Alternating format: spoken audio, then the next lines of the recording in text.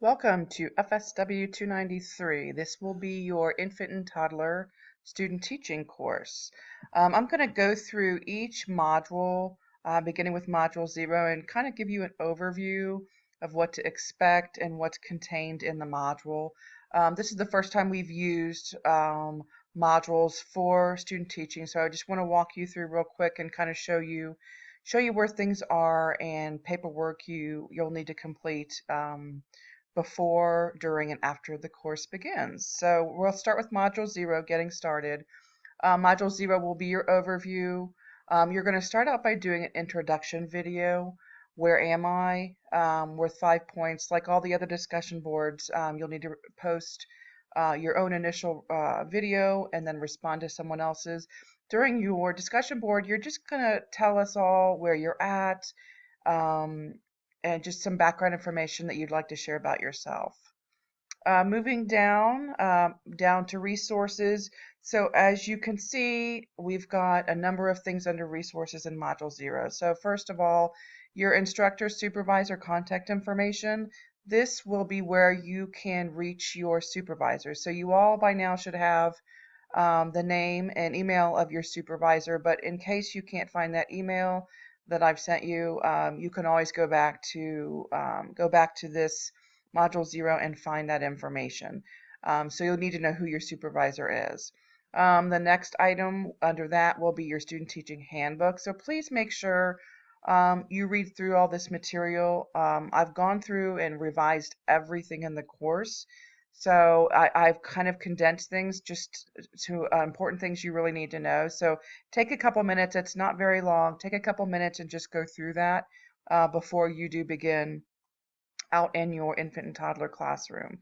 So after your student teacher handbook, we have your student teacher login sheet. So this is where you're going to document the hours while you're out in your placement.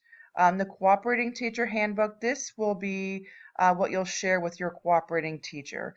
One of my goals in this new model of student teaching that's beginning in the fall is to really make sure there's a very close partnership between you, your university supervisor, and your cooperating teacher. So ideally, the three of you will be working closely and have a lot of communication and just be aware of what each person's role is. So this cooperating teacher handbook will give your cooperating teacher some background information and just some basic information they need to know as they mentor you during this semester. Below that, you'll see the supervisor's role. So that'll kind of give you a very brief overview of what your supervisor will be doing. Your dispositions document, you may have filled this out for other courses. This is important because this is something that just basically says you will abide by professionalism and follow the rules, because when you are out there, you all know you are representing Miami University. So this dispositions document will need to be read and signed before you begin. And then a couple of different examples. The Miami University Pre-K assessment. These are assessments, and I've included those in not only Module 0, but the other modules that follow.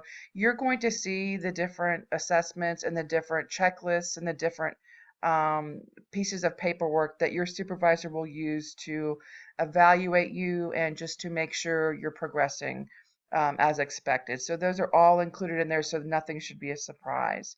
The final grade form is what your supervisor will be sharing with me, and that I will use for final grades at the end of the semester.